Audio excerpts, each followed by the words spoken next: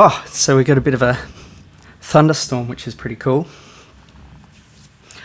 So, Abbey Road's vinyl, is it worth buying this thing? I've had my doubts about this plugin from day one, and I know I'm going to cop quite a bit of flack about this, but I really want to just show what it exactly is this plugin is doing and what it isn't doing. And you can make your own mind up whether it's a good plugin or whether it's not. But personally, I believe there's a little bit of pseudo-acoustic mind tricks going on. What I'm going to do is I have a test tone. I'm just going to make it a sine wave, and you can see here that the frequency of it is 440. That's the note A. So if I bring a span up now, you can see that that sine wave is oscillating at 440 Hertz, and you can see that it's also showing an A4. So I'm going to do a couple of little tests with the Abbey Road's vinyl. I also have an analyzer .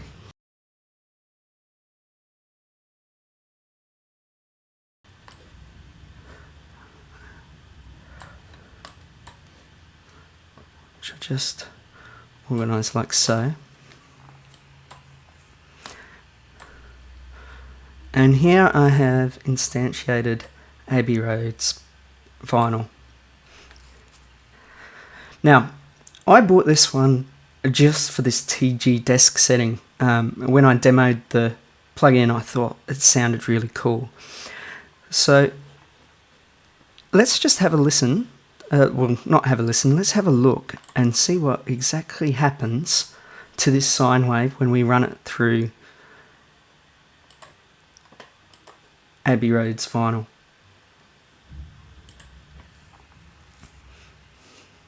So there we have it. We have some extra harmonics being brought to the table. And if we have a look at them, we can see that this is the fundamental and that's an A. And if we come across, we now have an A, an octave higher. The next harmonic it's introduced is a third above that. A, B, C, D. Sorry, it's a fifth above that. Then it's put another octave above that, or above the previous harmonic, which was an A5. And there's a tiny little harmonic here, that's an E7, so that's another fifth. So it's adding some nice harmonics to it. But to be honest with you, it's not doing a lot. You can see that these harmonics aren't hugely prominent. It's really subtle.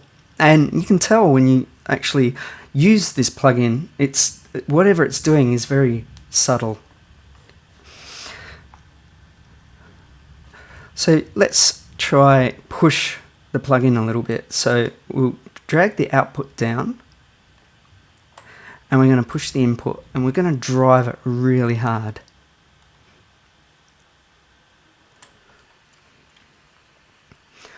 And we'll just bring this up just so we can see.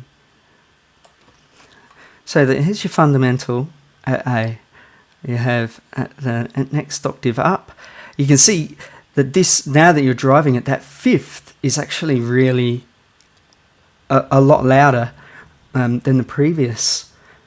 And I think that is part of its sound, is bringing in that fifth harmonic. And you can see here that this harmonic, A, B, C, is the third.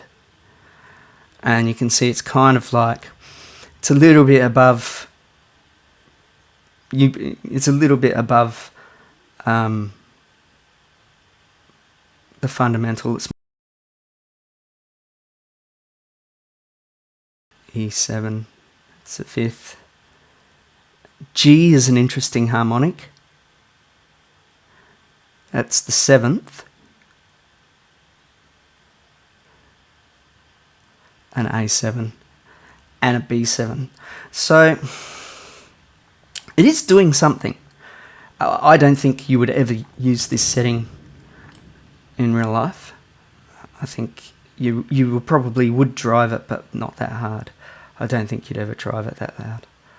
So let's do a full reset again. And this time, let's turn our test oscillator to white noise and turn the plug-in off. Let's see what that's doing. So here it is with the plug-in off. You can see it's a perfect slope there. There's quite a bit of movement because it's random noise. And if we turn this on, now that's interesting. Here's a couple of things I've noticed. The most obvious is this dip here.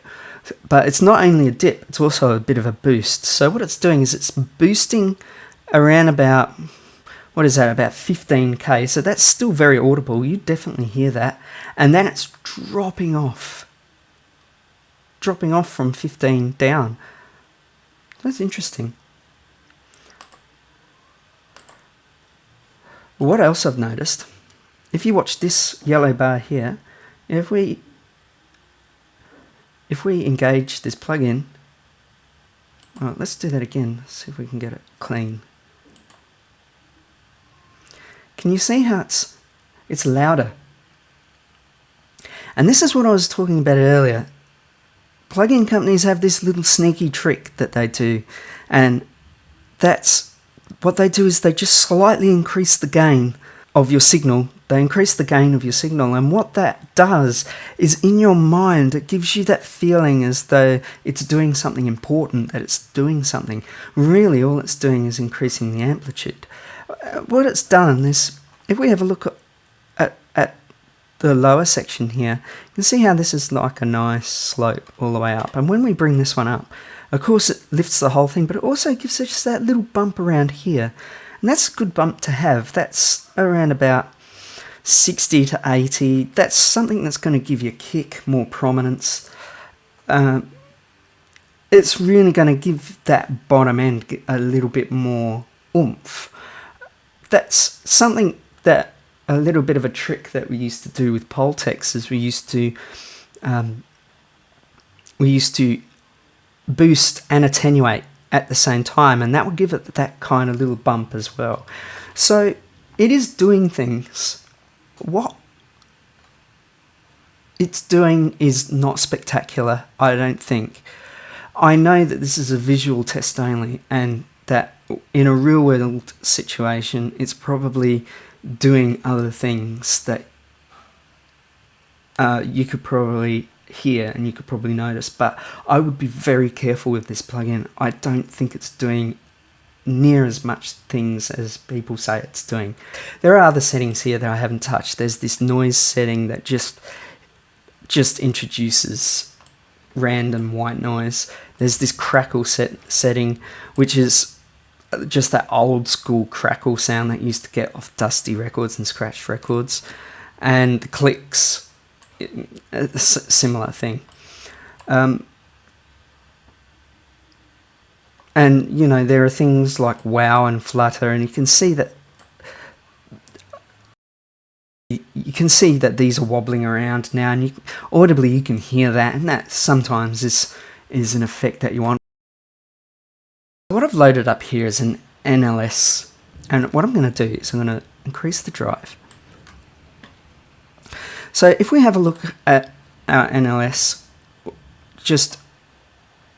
we'll probably use the spike setting, and as you can see it's also introduced just a little bit more subtle than what the vinyl's doing, but there, A4, A again, E. So can you see that if you already own an NLS channel, you might not really want vinyl. It's pretty much doing the same thing. You can see that that's just ridiculous. I mean, I am driving it way too hard. But even on the mic setting, when you don't drive it as hard, there you have A5. They have a nice E, which is the 5th. There's that 3rd again. Vinyl. $249 usually. Would I buy vinyl for $249? No way.